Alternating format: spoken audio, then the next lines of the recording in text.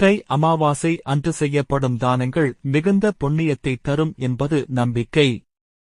குறிப்பாக 2026ஆம் ஆண்டு ஜனவரி 18ஆம் தேதி ஞாயிற்றுக்கிழமை தை அமாவாசை கடைப்பிடிக்கப்படுகிறது.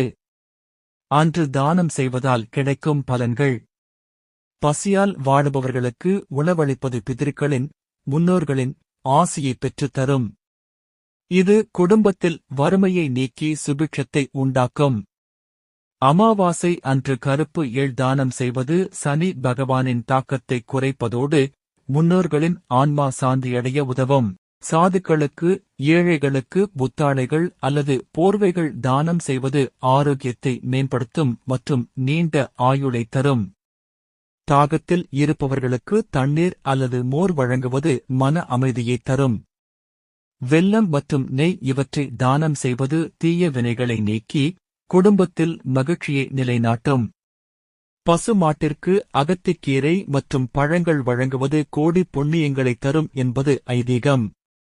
தை அமாவாசை அன்று பித்ருக்களுக்கு தர்ப்பணம் கொடுத்துவிட்டு இயன்ற தானங்களை செய்வது 7 தலைமுறை பாவங்களை போக்கும் என்று நம்பப்படுகிறது.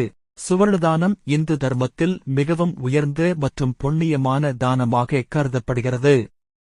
ஒருவர் தெரிந்தும் தெரியாமலும் செய்த பாவங்கள் சுவர்ணதானம் செய்வதன் மூலம் நீங்குவதாக சாஸ்திரங்கள் கூறுகின்றன. மகாலட்சுமியின் அருள். தங்கம் மகாலட்சுமியின் அம்சமாக கருதப்படுகிறது. இதனை தகுதியுள்ளவர்களுக்கு தானமாக அளிப்பதன் மூலம் குடும்பத்தில் செல்வம் பெருகும் மற்றும் வறுமை நீங்கும். பித்ருக்களின் ஆசி. முன்னோர்களுக்குச் செய்யும் திதி மற்றும் விசேஷ நாட்களில் சுவர்ணதானம் செய்வது பித்ருக்களுக்கு மகிழ்ச்சியை அளித்து அவர்களின் முழுமையான ஆசியை பெற்றுத் தரும்.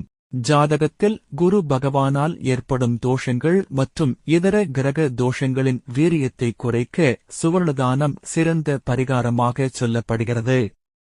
அஸ்வமேத யாக பலன். புராணங்களின்படி தூய்மையான மனதோடு தங்கம் தானம் செய்வது ஒரு அஸ்வமேத யாகம் செய்ததற்கு இணையான பலனை தரும் என கருதப்படுகிறது. இந்த தானத்தை ஏழை பிராமணர்களுக்கோ கோயில்களுக்கோ அல்லது தகுதியுள்ள ஏழைகளுக்கோ மனமுவந்து வழங்குவது அதிக பலனை தரும்.